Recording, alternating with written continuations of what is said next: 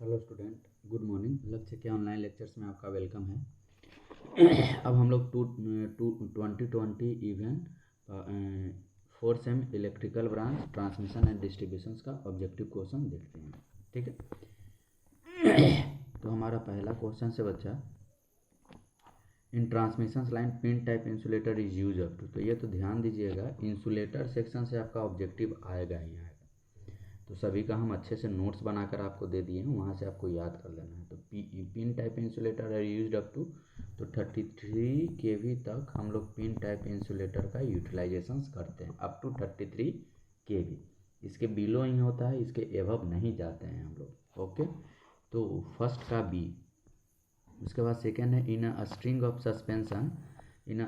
Suspension insulator the line voltage is equal to. तो हम लोग पढ़े हैं सस्पेंशन इंसुलेटर का प्रॉब्लम सॉल्व किए थे, तो लाइन वोल्टेज में गिवन रहता था, लेकिन हमें लाइन टू न्यूट्रल निकालना रहता था। तो लाइन वोल्टेज बराबर क्या होता है, √3 टाइम्स ऑफ फेज वोल्टेज। तो यह हमारा हो जाएगा। तो क्वेश्चंस में क्या दिए हुए ध्यान से देखिएगा, line voltage is equal to x time of voltage across string. तो √3 times of the voltage across the string. तो √3 टाइम्स हमारा होगा, ए आंसर करेक्ट होगा, ए आंसर। क्लियर है। तो अब आगे बढ़ते हैं। Third, if string efficiency is increased then the voltage across the disc nearest to the conductor. आप ध्यान दीजिएगा, हम लोग स्ट्रिंग इफिशियंसी का प्रॉब्लम जब सॉल्व किए थे, तो यहाँ से कुछ क्वेश्चन है, उसको देख लीजिए अच्छे से। V3, V2, V1। तो अगर स्ट्रिंग इफिशियंसी बढ़ेगा तो तीनों वोल्ट, यह पहले यह बहुत ज़्यादा होता है, पहले यह ज़्यादा होता है, यह कम होगा, यह सबसे कम। लेकिन स्ट्रिंग इफिशियंसी बढ़ेगा तो ई अब कमते जाएगा। तो हमारा ऑप्शंस क्या हो जाएगा, बी डिक्रीजेज, बी हमारा डिक्रीजेज, बी ऑप्शंस बी हमारा हो जाएगा डिक्रीज। मतलब कि एन बढ़ने से voltage across the string disc nearest to the conductor, अगर V3 है, 3 है, तो घटेगा। ठीक है, तो बी ऑप्शंस होगा इसका डिक्रीजेज। नेक्स्ट है fourth one, the generalized constant ABCD of a transmission line are related to. तो AC ये तो नहीं है, AD बराबर BC नहीं, AD माइनस BC बराबर 1। हम लोग इसका प्रूफ कर चुके हैं, AD माइनस BC बराबर 1। ठीक है, सिमेट्रिसिटी और रेसिप्रोसिटी में हम लोग यह प्रूफ कर चुके हैं, AD माइनस BC बराबर 1। उसके बाद negative voltage regulations of transmission line. ध्यान दीजिएगा, नेगेटिव वोल्टेज रेगुलेशंस हमारा दो, फेरांटी इफेक्ट याद करिएगा। फेरांटी इफेक्ट आपका LDT में आता है या MDT में, शॉर्ट में नहीं आता है।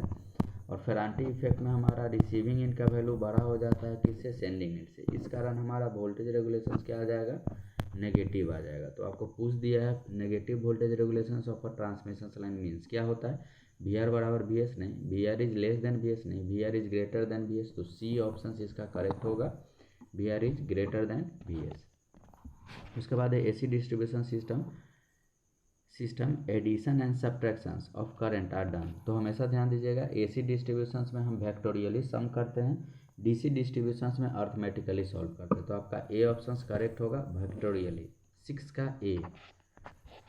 उसके बाद है बच्चा seventh, the major part of investment on a secondary distribution. तो ध्यान दीजिएगा, मेजर पार्ट कहने का मतलब, सेकेंडरी डिस्ट्रीब्यूशन कहने का मतलब हो जाएगा हमारा पोल माउंटेड सब स्टेशन आ रहा है, ये हमारा सेकेंडरी डिस्ट्रीब्यूशन आ जाएगा। सेकेंडरी डिस्ट्रीब्यूशन आ गया, इधर हमारा सेकेंडरी डिस्ट्रीब्यूशन। तो मेजर पार्ट हमारा किस में लग जाता है, यह ट्रांसफार्मर में लगता है। तो इसका ए हो जाएगा करेक्ट आंसर, डिस्ट्रीब्यूशन ट्रांसफार्मर। तो सेवेंथ का A, distribution transformer is a correct answer. सबसे ज़्यादा पैसा डिस्ट्रीब्यूशन ट्रांसफार्मर में ही लगता है।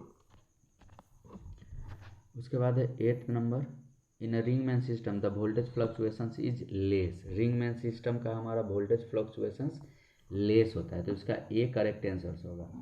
8 का ए करेक्ट आंसर होगा, 8 का ए, वोल्टेज फ्लक्चुएशंस लेस होता है। 9th है, that power of power system in which distributions electric power for local use is known as. Local use के लिए हम लोग डिस्ट्रीब्यूशंस कैसा यूज करते हैं, तो AC डिस्ट्रीब्यूशंस ही यूज करते हैं। तो इसका भी ए होगा। नेक्स्ट है, in nominal pi method IS is equal to. ध्यान दीजिए, नॉमिनल पाई मेथड का सर्किट आपका यह था, यही था। यहाँ से IS था, यहाँ हमारा आई एल था, यह हमारा आई आर था, इसको हम लोग C2 माने थे और इसको हम लोग C1, तो आई एल प्लस IC2। देखिए IS KCL लगाएंगे इस नोड पर, तो IS बराबर हो जाएगा IL प्लस IC2, तो इसका करेक्ट आंसर हो जाएगा B। तो 10th का B करेक्ट आंसर होगा, 10th का B। चलिए अब आगे बढ़ते हैं। उसके बाद 10th 11th, the conductor size increases then corona loss हमारा घटेगा। कंडक्टर का साइज बढ़ने से हमारा कोरोना लॉस क्या होता है, घटता है। तो बी करेक्ट आंसर होगा कोरोना लॉस, क्योंकि कंडक्टर का साइज बढ़ेगा तो क्रिटिकल डिसरप्टिव वोल्टेज भी बढ़ जाता है, तो कोरोना लॉस हमारा घट जाएगा। 11th के बाद 12, the minimum dielectric stress in the cable is at. यह बहुत इंपॉर्टेंट क्वेश्चन है। ऐसे तो इसका आंसर आपका डी है, लेकिन इससे दो आंसर्स बनता है, एक मिनिमम डाइलेक्ट्रिक स्ट्रेंथ और एक मैक्सिमम डाइलेक्ट्रिक स्ट्रेंथ।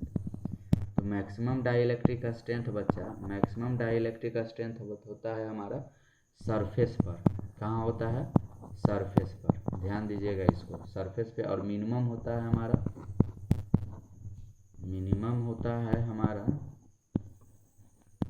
मिनिमम जो होगा हमारा होता है लीड शीथ पर, लीड शीथ। तो मैक्सिमम होता है हमारा सरफेस पे और मिनिमम होता है हमारा लीड शीथ पे।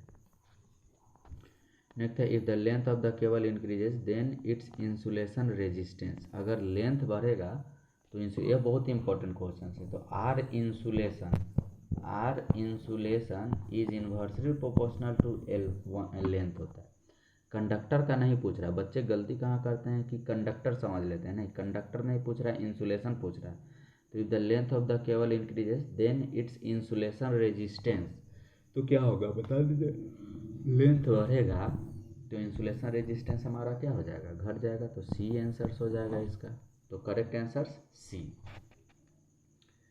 13 का सी। उसके बाद 14 number, belted cable are generally used up to. Belted cable का हम लोग यूज्ड कहाँ तक करते हैं, तो यूज्ड अप टू 11 kV। इसका हमारा भी, इसको याद आपको करना पड़ेगा कि बेल्टेड केबल कहाँ तक यूज होता है, तो यूज्ड अप टू 11 kV।